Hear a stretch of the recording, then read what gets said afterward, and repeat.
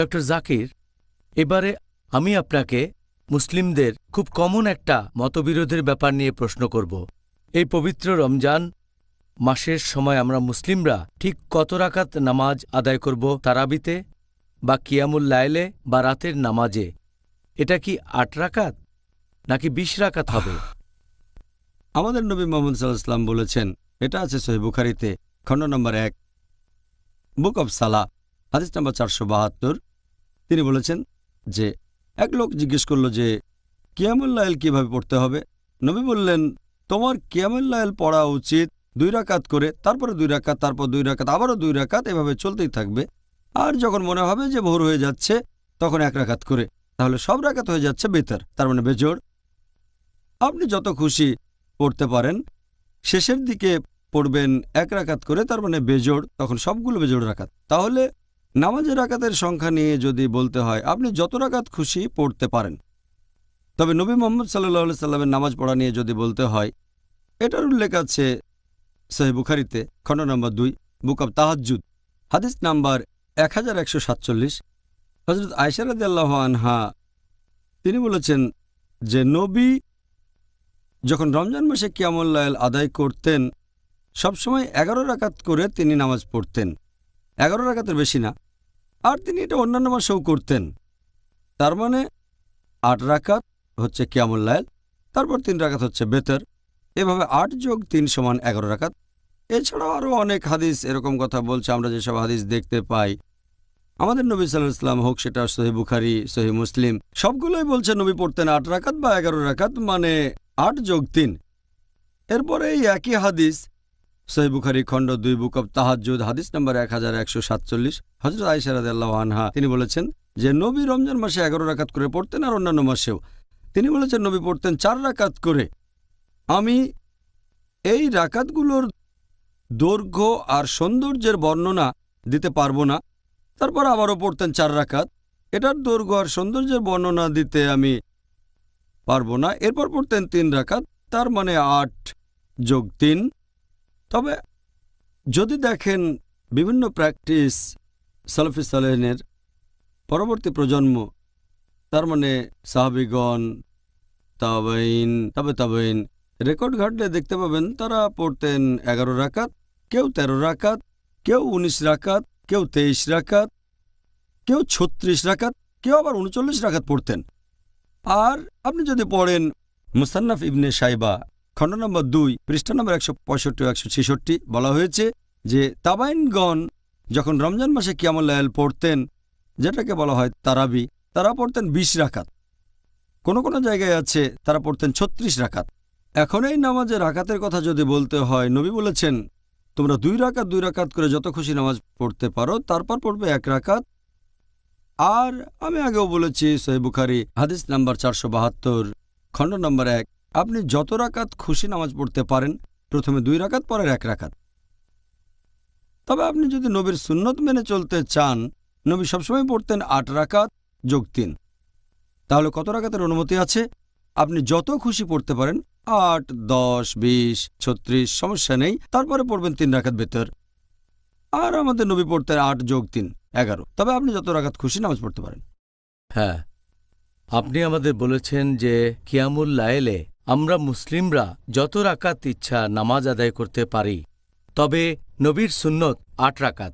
আপনি সেরকমই বলেছেন। হ্যাঁ, নবী পড়তেন 8 রাকাত, আলহামদুলিল্লাহ। তবে অনুমতি দিয়েছেন আপনি যত রাকাত খুশি পড়তে পারেন। হ্যাঁ, ঠিক বলেছেন। তবে যত খুশি পড়তে পারেন, সুন্নত 8 রাকাত। যাই হোক, এখন ধরেন একজন লোক বা বেশ কয়েকজন লোক 1 ঘন্টায় 8 রাকাত নামাজ পড়ল, আর অন্যদিকে আরও কয়েকজন তারা 1.5 ঘন্টায় 20 রাকাত নামাজ আদায় করল। এই দুইটার মধ্যে আপনি কোনটাকে বেশি ভালো বলবেন? আপনার এই প্রশ্নটার দুটো অংশ আছে। একটা হচ্ছে রাকাতের সংখ্যা, অন্যটা দৈর্ঘ্য। আমি আগের প্রশ্নের উত্তরে বলেছিলাম দৈর্ঘ্য যত লম্বা হবে ততই ভালো। নবী এটা বলেছেন। আর যত রাকাত খুশি পড়েন, নবী পড়তেন 8 রাকাত। এখন 1 ঘন্টায় 8 রাকাত পড়া ভালো নাকি 1.5 ঘন্টায় 20 রাকাত নামাজ পড়া ভালো? এই প্রশ্নের উত্তর দেওয়ার আগে একটা কথা বলি। যদি কোনো মানুষ সে নামাজ আদায় করল কোনো মসজিদে যেখানে জামাতে 8 রাকাত পড়ানো হয়, সে তখন অতিরিক্ত 12 রাকাত পড়ে সেটাকে 20 রাকাত করবে না, যদিও তার মনে হয় 20 রাকাতই বেশি ভালো। অথবা যদি কেউ আদায় করতে থাকে তারাবি মানে কিয়ামুল লাইল রমজান মাসে, তো নামাজ পড়ছে কোনো মসজিদে যেখানে 20 রাকাত পড়ানো হয় জামাতে, সে 8 রাকাত পড়ে বেরিয়ে যাবে না সেখান থেকে, কারণ নবী বলেছেন যদি কেউ ইমামের সাথে নামাজ শুরু করে শেষ করে ইমামের সাথে, তাহলে ধরে নেওয়া হবে সে নামাজ পড়েছে সারা রাত। তাই আমাদের ধৈর্যশীল হতে হবে। আমি এ ব্যাপারে একমত, নবী সব ধরনের অনুমতি দিয়েছেন। যদি কেউ 20 রাকাত পড়তে চায় আর মসজিদে যদি 8 রাকাত পড়ানো হয় জামাতে, তাহলে জামাতে 8 রাকাত নামাজ পড়ে বাসায় চলে যান, তারপরে বাকি 12 রাকাত নামাজ পড়বেন। এবারে আপনার প্রশ্নের উত্তরে বলি, কোনটা বেশি ভালো, 1 ঘন্টায় 8 রাকাত নাকি 1.5 ঘন্টায় 20 রাকাত নামাজ? এখানে আমি যেটা বলতে পারি, আমাদের নবীর নির্দেশ সেটা হচ্ছে যত রাকাত খুশি আপনি নামাজ পড়তে পারেন, আর দৈর্ঘ্যটা যদি লম্বা হয় তাহলে ভালো। নবী লম্বা সময় ধরে পড়তেন আর 8 রাকাত করে। যদি আমাকে জিজ্ঞেস করেন যে কোনটা ভালো, দুটোরই অনুমতি আছে, তবে এটা করলে বেশি ভালো হবে যদি একই সময় ধরে পড়া হয় 8 রাকাত নামাজ। একই সময়ে 8 রাকাত নামাজ, সেটা হতে পারে 2 বা 3 ঘন্টা। তাহলে যদি বলেন 1 ঘন্টায় 8 রাকাত ভালো নাকি 20 রাকাত পড়া ভালো, আমি বলবো 1 ঘন্টায় 8 রাকাতই ভালো। তবে এখানে আপনার প্রশ্ন ছিল 1 ঘন্টায় 8 রাকাত নাকি 1.5 ঘন্টায় 20 রাকাত নামাজ। আমি বেছে নেব 1.5 ঘন্টায় 20 রাকাত নামাজ, কারণ নবীর নির্দেশ সময়টা লম্বা হলে ভালো, সেটা মেনে চলছেন। এছাড়াও নবী বলছেন যত রাকাত খুশি নামাজ পড়তে পারো। তাই আমি বলবো 1.5 ঘন্টায় 20 রাকাত নামাজ 1 ঘন্টায় 8 রাকাতের চেয়ে অনেক বেশি ভালো হবে। আর হারামাইন শরীফ এটাই দেখা যায়, 20 রাকাত নামাজ পড়ানো হয়, তবে আনুমানিক 2 ঘন্টা সময় ধরে। অনেক মসজিদে পড়ানো হয় 8 রাকাত, সময়টাও বেশ কম থাকে। তবে 2 হারমাইন শরীফে মক্কা এবং মদিনায় মাশাআল্লাহ লম্বা সময় ধরে পড়ানো হয়। আর হারমাইন শরীফে অনেক গুণ বেশি সওয়াব। মসজিদে নববীতে পড়লে 1000 গুণ, আর মক্কার মসজিদে হারামে 1,00,000 গুণ বেশি সওয়াব সুবহানাল্লাহ। পাবেন। অবশ্যই। অনেক ধন্যবাদ ডক্টর জাকির, আপনি খুব সুন্দরভাবে এই প্রশ্নের উত্তর দিলেন। আশা করছি আজকে আমাদের দর্শক ভাই বোনেরা এই কিয়ামুল সম্পর্কে জানতে পেরে যথেষ্ট উপকারী হয়েছেন, মানে রাতের নামাজ এই পবিত্র রমজান মাসে। আলহামদুলিল্লাহ। আর আশা করছি আমরা সবাই এই রাতের নামাজের সব উপকারগুলো নিতে পারবো আর রমজান মাসে সেগুলো প্রয়োগ করতে পারবো ইনশাআল্লাহ। জাযাকাল্লাহ খায়র। ডক্টর জাকির, রোজা ভাঙার জন্য সবচেয়ে ভালো আর সবচেয়ে উপযুক্ত সময় কোনটা? রোজা ভাঙার সবচেয়ে ভালো সময় হচ্ছে ঠিক যে মুহূর্তে সন্ধ্যা শুরু হয়। পবিত্র কোরআন বলছে সূরা বাকারা অধ্যায় 2 আয়াত 187, তোমরা পানাহার করো যতক্ষণ না সকালের শুভ্র রেখা রাতের কালো রেখা থেকে স্পষ্ট হয়, তারপর রোজা থাকো রাত না হওয়া পর্যন্ত। যখনই আপনি দেখবেন সূর্য ডুবে গেছে, সেটাই রোজা ভাঙার জন্য সবচেয়ে ভালো সময়। আর নবী মুহাম্মদ সাল্লাল্লাহু আলাইহি সাল্লামের একটা হাদিস, এটা আছে সহিহ বুখারীতে, খণ্ড নম্বর 3, বুক অব ফাস্টিং, হাদিস নাম্বার 1954। আমাদের নবী বলেছেন, যখন তোমরা দেখবে যে রাত হয়ে গেছে এবং দিন শেষ হয়ে গেছে, আর যখন সূর্য ডুবে যাবে, তখন তোমরা রোজা ভাঙবে। আরেকটা হাদিসের বর্ণনা দিয়েছেন আবু সাঈদ রাদিয়াল্লাহু আনহু, আছে সহিহ বুখারীতে, খণ্ড নম্বর 3, বুক অব ফাস্টিং, অধ্যায় নম্বর 45। তিনি বলেছেন, যখনই আমরা দেখতাম সূর্য ডুবে গেছে, ঠিক তখনই রোজা ভেঙে ফেলতাম। আর আমাদের প্রিয় নবী মুহাম্মদ সাল্লাল্লাহু আলাইহি সাল্লাম, হাদিসটা আমি আগেও বলেছি, এটা আছে সহিহ জামিতে, খণ্ড নম্বর 1, হাদিস নাম্বার 2835। আমাদের নবী বলেছেন যে তোমরা তাড়াতাড়ি ইফতার করবে এবং দেরি করে সেহরি করবে। এছাড়াও আরেকটা সহিহ হাদিস আছে আল বাইহাকিতে, হাদিস নাম্বার 8127, যে সাহাবীগণ নবী সাল্লাল্লাহু আলাইহি সাল্লামের সহচরগণ তারাই সবার আগে রোজা ভাঙতেন এবং তারা সবার পরে সেহরি করতেন। এছাড়াও আরও একটা হাদিস আছে আল বাইহাকিতে, হাদিস নাম্বার 8125। নবী মুহাম্মদ সাল্লাল্লাহু আলাইহি সাল্লাম বলেছেন যে আমাদের নবীদের আদেশ দেওয়া হয়েছে যে আমরা সবার আগে রোজা ভাঙব, সবার শেষে আমরা সেহরি করব, আর নামাজের সময় আমরা বাম হাতের উপরে ডান হাত রাখব। এরকম আরও হাদিস আছে যেখানে নির্দেশ দেওয়া হয়েছে যে আমরা তাড়াতাড়ি করে রোজা ভাঙব। এটার উল্লেখ আছে সহিহ বুখারীতে, খণ্ড নম্বর 3, বুক অব ফাস্টিং, হাদিস নাম্বার 1957। আমাদের প্রিয় নবী বলেছেন যে আমার উম্মতেরা ততদিন পর্যন্ত সঠিক পথে থাকবে যতদিন তারা তাড়াতাড়ি করে তাদের রোজা ভাঙবে। এছাড়াও আরেকটা হাদিস আছে সহিহ ইবনে হিব্বানে, খণ্ড নাম্বার ৮, হাদিস নাম্বার ৩৫১০। আমাদের প্রিয় নবী মুহাম্মদ সাল্লাল্লাহু আলাইহি ওয়াসাল্লাম বলেছেন, আমার উম্মতেরা ততদিন সুন্নতের পথে থাকবে যতদিন রোজা ভাঙার জন্য, রাতের তারা দেখার জন্য তারা অপেক্ষা করবে না। আমাদের নবী মুহাম্মদ সাল্লাল্লাহু আলাইহি ওয়াসাল্লাম আরও বলেছেন, এটার উল্লেখ আছে সহিহ ইবনে হিব্বানে, হাদিস নাম্বার ৩৫০৯। আমাদের নবী বলেছেন যে আমার দিন ততদিন থাকবে যতদিন আমার উম্মতেরা তাড়াতাড়ি করে রোজা ভেঙে ফেলবে, ইহুদি বা খ্রিস্টানদের মতো দেরি করে রোজা ভাঙবে না। তাহলে এই সহিহ হাদিসগুলো দেখে আমরা বুঝতে পারছি যে আমরা রোজা ভাঙব যত তাড়াতাড়ি সম্ভব, এটাই সবচেয়ে ভালো, সূর্য ডোবার ঠিক পরপরই। ডক্টর জাকির, আমরা এটা অনেকেই জানি যে কিছু মুসলিম আছে যারা দেরি করে রোজা ভাঙে, মাগরিবের নামাজেও দেরি করে।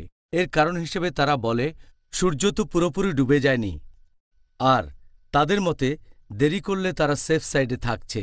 তাদের এই যুক্তিটা কি ঠিক? এরকম অনেক মুসলিমই আছে যারা সেফ সাইডে থাকতে চায়, সেজন্য একটু দেরি করে রোজা ভাঙে। সূর্য ডুবে যাওয়ার সময় তারা বলে যে আরও ৩-৪ মিনিট অপেক্ষা করি, কারণ তারা সাবধান থাকতে চায়। আর নবী সাল্লাল্লাহু আলাইহি ওয়াসাল্লামের একটা হাদিস, এটা আছে সহিহ আল তারগিবে, হাদিস নাম্বার ৯৯১। নবী তার দেখা একটা স্বপ্ন নিয়ে কথা বলছেন। স্বপ্ন দেখেছিলেন যে তিনি উপরে যাচ্ছেন, তখন তিনি অনেক মানুষের চিৎকার শুনতে পেলেন আর প্রশ্ন করলেন, এই লোকগুলো কারা? এই মানুষগুলো দোজখে আছে। তারপর তিনি আরেক জায়গায় গিয়ে দেখলেন যে কিছু লোককে উল্টো করে ঝুলানো হয়েছে আর তাদের মুখের চারপাশে বেশ কিছু ক্ষত, সেখান থেকে রক্ত ঝরছে। তিনি জিজ্ঞেস করলেন, এই লোকগুলো কারা? উত্তরে এলো, এরা হচ্ছে তারা যারা সময়ের আগেই রোজা ভেঙে ফেলেছিল।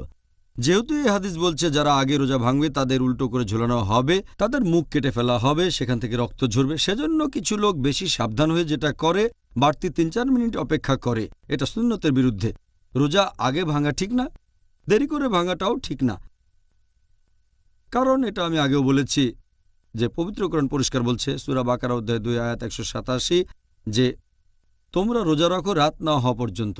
এছাড়াও আগের প্রশ্নের উত্তরে এটা বলেছি। এই হাদিসটা আছে সহিহ বুখারীতে, খণ্ড নাম্বার ৩, বুক অব ফাস্টিং, হাদিস নাম্বার ১৯৫৪। আমাদের প্রিয় নবী মুহাম্মদ সাল্লাল্লাহু আলাইহি ওয়াসাল্লাম বলেছেন যে যখন একদিকে রাত নেমে আসে আরেকদিকে দিন শেষ হয়ে যায়, যখন সূর্য ডুবে যায়, তখন তোমরা রোজা ভাঙবে। এরকম আরও হাদিস আছে, তার কিছু আগেও বলেছি, যেমন সহিহ বুখারী, খণ্ড নম্বর ৩, বুক অব ফাস্টিং, হাদিস নাম্বার ১৯৫৭। আমাদের প্রিয় নবী বলেছেন যে আমার উম্মতরা ততদিন সঠিক পথে থাকবে যতদিন তারা তাড়াতাড়ি করে তাদের রোজা ভাঙবে। এটার উল্লেখ আছে সহিহ ইবনে হিব্বানে, খণ্ড নাম্বার ৮, হাদিস নাম্বার ৩৫১০। আমাদের নবী মুহাম্মদ সাল্লাল্লাহু আলাইহি ওয়াসাল্লাম বলেছেন যে আমার উম্মতেরা ততদিন সুন্নতের পথে থাকবে যতদিন তারা রোজা ভাঙার জন্য রাতের তারার অপেক্ষায় থাকবে না। এছাড়াও আরেকটা হাদিস আছে সহিহ ইবনে হিব্বানে, খণ্ড নাম্বার ৮, হাদিস নাম্বার ৩৫০৯। আমাদের নবী মুহাম্মদ সাল্লাল্লাহু আলাইহি ওয়াসাল্লাম বলেছেন যে আমার দিন ততদিন থাকবে যতদিন আমার উম্মতেরা তাড়াতাড়ি করে ইফতার করবে, রোজা ভাঙার সময় ইহুদি খ্রিস্টানদের মতো দেরি করবে না। তাহলে এরকম অনেক হাদিস আমাদের বলছে যে তাড়াতাড়ি করে ইফতার বা রোজা ভাঙা উচিত, তবে সময়টা শুরু হবে যখন সূর্য ডুবে যাবে। আমরা সূর্য ডোবার আগে রোজা ভাঙতে পারবো না। যখনই নিশ্চিত হবেন যে সূর্য ডুবে যাচ্ছে, আপনি নিজেই দেখলেন, অথবা এখনকার দিনে ঘড়ি আছে, আপনি ঘড়ি দেখে সহজেই সময় বলতে পারবেন, তাই বাড়তি ৫টা মিনিট অপেক্ষা করার কোনো প্রয়োজন নেই। এত সাবধান হতে হবে না। যদি এতটা করেন, আমাদের নবী বলেছেন, তাহলে উম্মতেরা সুন্নতের পথে থাকবে না। তাই আমরা সঠিক পথে থাকব। যখন সূর্য ডুবে যাবে আমরা ঠিক তখনই রোজা ভেঙে ফেলব। এটা তো একেবারেই পরিষ্কার, উত্তরটা একেবারে পরিষ্কার, আলহামদুলিল্লাহ। ডক্টর জাকির, কোনো শিশু যদি প্রাপ্তবয়স্ক হওয়ার আগে রমজান মাসে রোজা রাখে, সে ব্যাপারে আপনার মন্তব্য কি? আমি এ ব্যাপারে আগেও বলেছি যে প্রাপ্তবয়স্ক হয়নি তার জন্য রোজা রাখাটা বাধ্যতামূলক না, তাকে অব্যাহতি দেওয়া হয়েছে। আমাদের প্রিয় নবী মুহাম্মদ সাল্লাল্লাহু আলাইহি ওয়াসাল্লাম বলেছেন, এই হাদিসটা আছে তিরমিজিতে, হাদিস নাম্বার ১৪২৩। আমাদের প্রিয় নবী বলেছেন যে ৩ ক্যাটাগরির মানুষের হিসাব লেখা হবে না। এক হচ্ছে শিশু, যতক্ষণ সে প্রাপ্তবয়স্ক না হয়, একজন ঘুমন্ত লোক যতক্ষণ না জেগে ওঠে, আর মস্তিষ্ক বিকৃত লোক যতক্ষণ না সে স্বাভাবিক হয়। এই 3 ক্যাটাগরির মানুষ আমাদের প্রিয় নবী বলেছেন তাদের হিসাব লেখা হবে না, তার মানে তাদের জন্য রোজা রাখাটা বাধ্যতামূলক না। নামাজের ব্যাপারে কোনো বাধ্যবাধকতা নেই, তবে শিশুদের রোজা রাখতে উৎসাহিত করাটা ভালো যত তাড়াতাড়ি সম্ভব, এটা বাধ্যতামূলক না।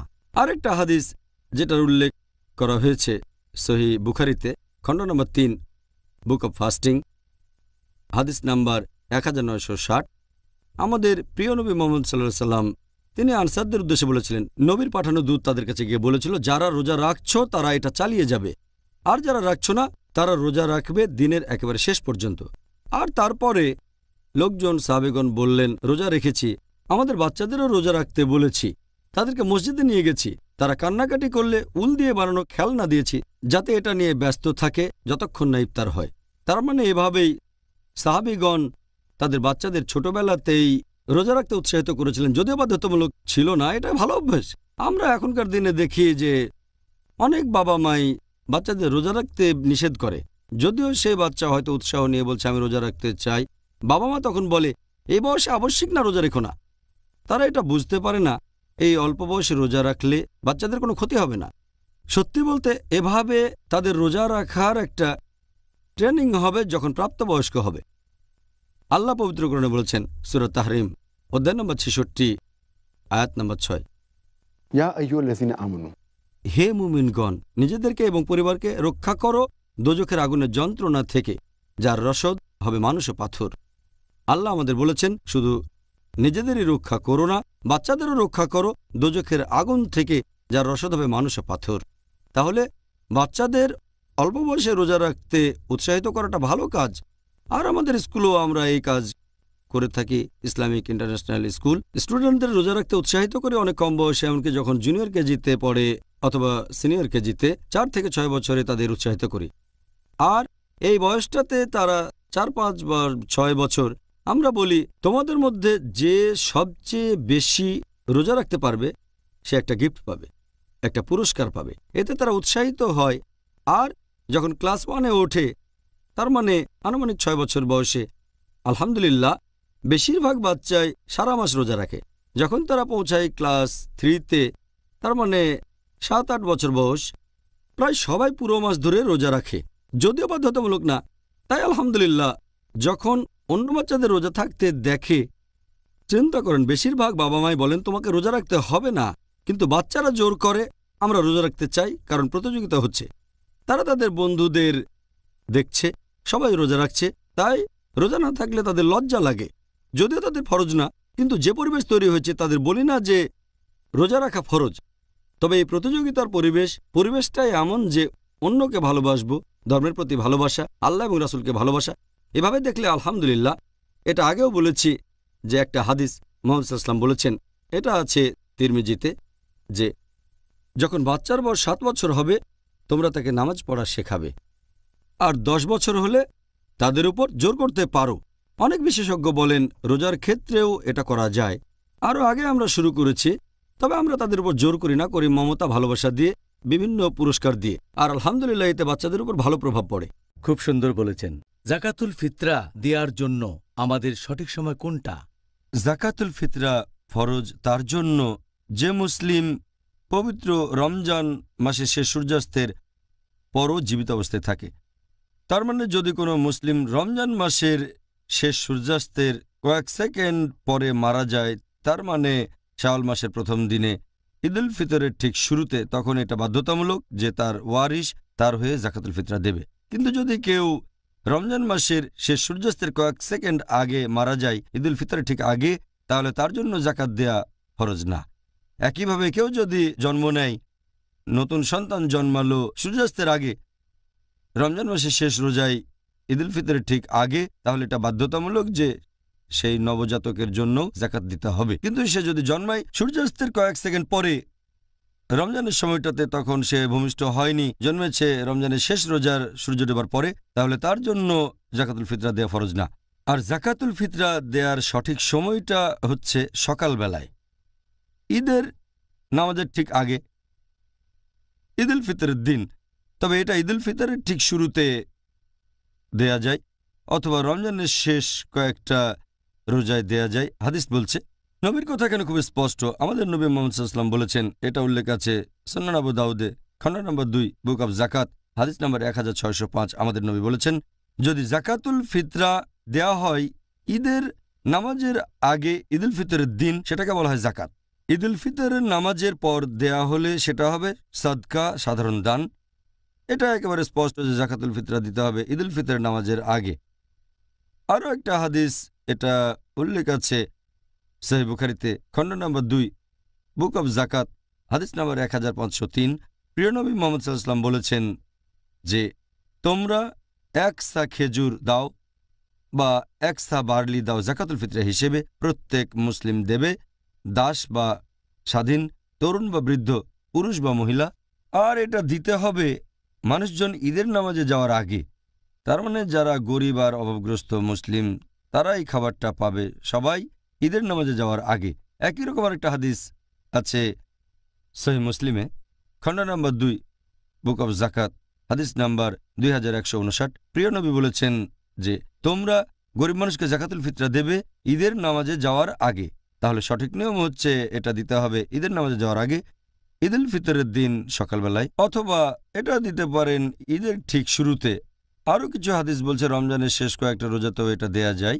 এটা আছে সহিহ বুখারীতে, খণ্ড নম্বর 2, বুক অব জাকাত, হাদিস নম্বর 1511। বলা হয়েছে, লোকজন জাকাতুল ফিতরা দিল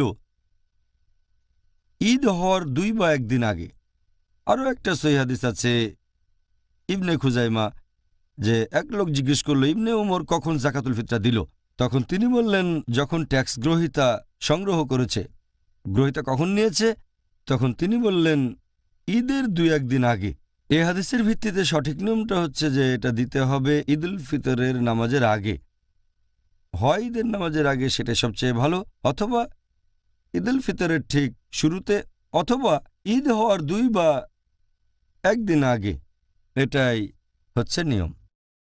জাকাতুল ফিতরা দেওয়ার জন্য আমাদের সঠিক সময় কোনটা?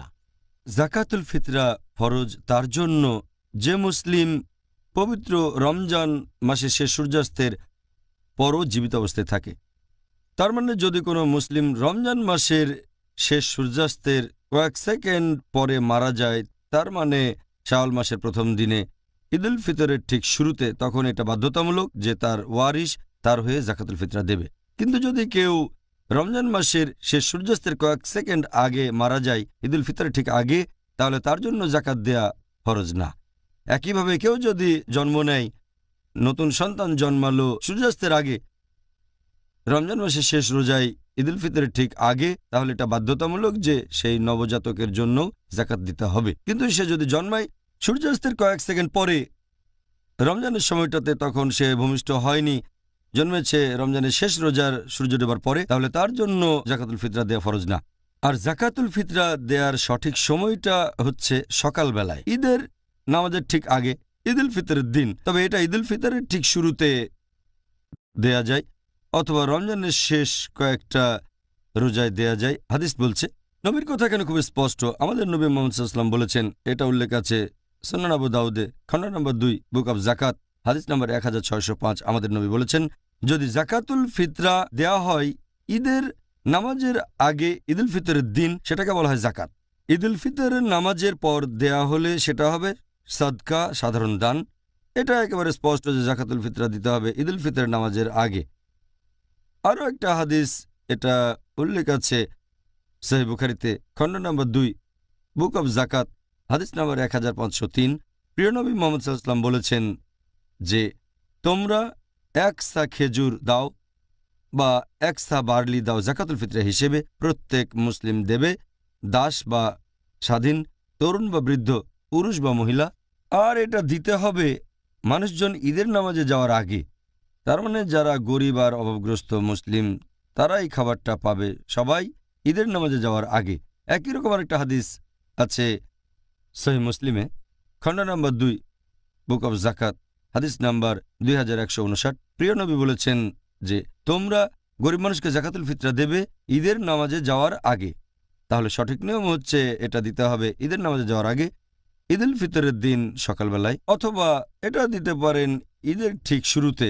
আরও কিছু হাদিস বলছে রমজানের শেষ কয়েকটা রোজাতেও এটা দেয়া যায়। এটা আছে সহিহ বুখারীতে খণ্ড নম্বর 2 বুক অব জাকাত হাদিস নম্বর 1511। বলা হয়েছে, লোকজন জাকাতুল ফিতরা দিল ঈদ হওয়ার 2 বা 1 দিন আগে। আরও একটা সহিহ হাদিস আছে ইবনে খুজাইমা, যে এক লোক জিজ্ঞেস করল, ইবনে উমর কখন জাকাতুল ফিতরা দিল? তখন তিনি বললেন, যখন ট্যাক্স গ্রহীতা সংগ্রহ করেছে।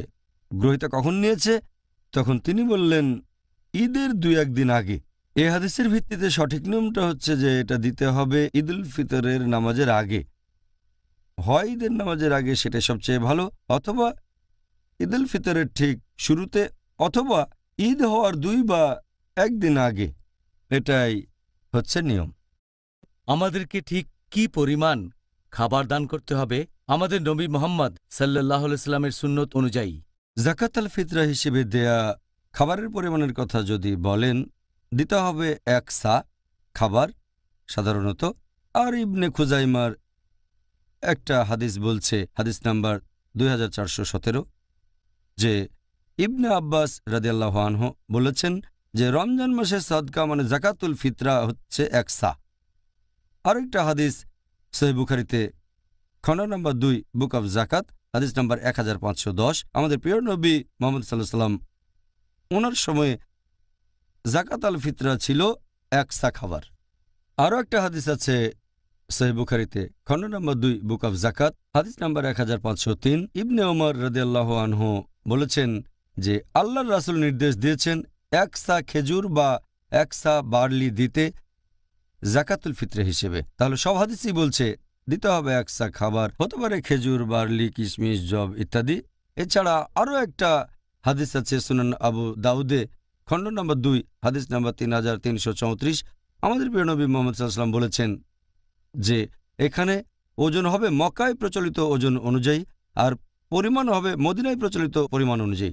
কারণ 1 সা এক এক জায়গায় এক এক রকম, তাই নবী একেবারে নির্দিষ্ট করে বলেছেন যে ওজন হবে মক্কার ওজন অনুযায়ী, আর পরিমাণ মদিনার পরিমাণ অনুযায়ী হবে। তাহলে 1 সা বলতে তখন মদিনায় যেটা বোঝানো হতো সেটা মেনে চলব। আমাদের নবীর আমলে মদিনায় 1 সা খাবার বলতে যেটা বোঝানো হতো সেটা হলো 4 মুঠো। 2 হাত যদি এভাবে রাখেন আর এরকম 4 মুঠো খাবার সমান 1 সা, এটাই সঠিক পরিমাণ। আর ওজনের ব্যাপারে বিশেষজ্ঞগণ বলেন হবে আনুমানিক 3 কেজি আনুমানিক। তাহলে সাদকা হচ্ছে 3 কেজি চাউল অথবা বার্লি অথবা জব অথবা কিশমিশ বা খেজুর অথবা গম। সুন্দর, জাযাকাল্লাহ খায়ের। ডক্টর জাকির, আপনার কাছে আমার পরের যে প্রশ্নটা সেটা হলো, জাকাতুল ফিতরা হিসেবে দান করার সময় আমরা কোন জিনিসটা দেব? আর এই প্রশ্নের দ্বিতীয় অংশটা হলো, এখানে কি টাকা দেওয়ার অনুমতি আছে?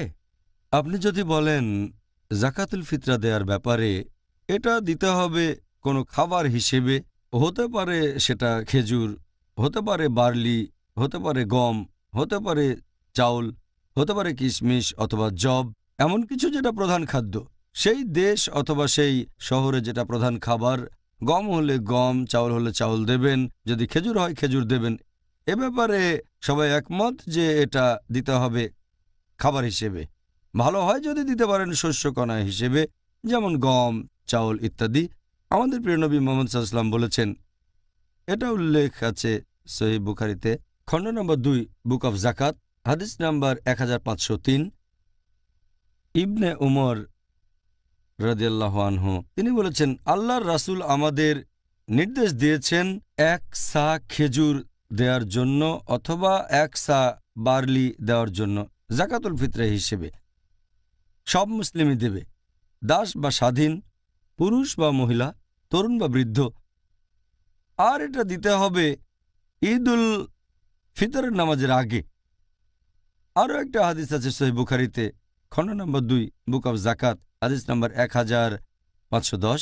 বর্ণনাকারী আবু সাঈদ আল খুদরি, যে মুহাম্মদ সাল্লাল্লাহু আলাইহি সাল্লামের সময়ে আমরা 1 সা খাবার দান করতাম জাকাতুল ফিতরা হিসেবে। আমাদের খাবারগুলো তখন হতো বার্লি, তারপর থাকতো কিশমিশ, সাথে পনির আর খেজুর।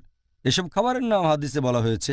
এছাড়াও আর একটা সহিহ হাদিস আছে ইবনে খুজাইমা হাদিস নাম্বার 2417। ইবনে আব্বাস রাদিয়াল্লাহু আনহু বলেছেন যে রমজান মাসের সাদকা মানে জাকাতুল ফিতরা হচ্ছে 1 সা। যদি কেউ গম দিয়ে থাকে সেটা গ্রহণ করা হবে, কেউ খেজুর দিলে সেটা গ্রহণ করা হবে, কেউ কিশমিশ দিলেও গ্রহণ করা হবে। এইসব খাবারের কথা হাদিসে বলা হয়েছে। তবে এক কথায় আমরা বুঝতে পারছি এটা হবে খাবার। ভালো হয় যদি শস্যকণা হিসেবে দেন। আর এই প্রশ্নটার ব্যাপারে যদি বলতে হয় যে এখানে টাকা দেয়া যেতে পারে কি না, এ ব্যাপারে সবাই একমত যে এটা হবে খাবার। অন্য কিছু দিতে পারবেন না, টাকা দিতে পারবেন না, গরিব মানুষকে জামা কাপড় দিতে পারবেন না, অথবা কোনো ফার্নিচার। এমনিতে দান করতে চাইলে আপনি এগুলো দিতে পারেন। তবে যদি জাকাতুল ফিতরা হিসেবে দিতে চান তাহলে খাবার হিসেবেই সেটা দিতে হবে।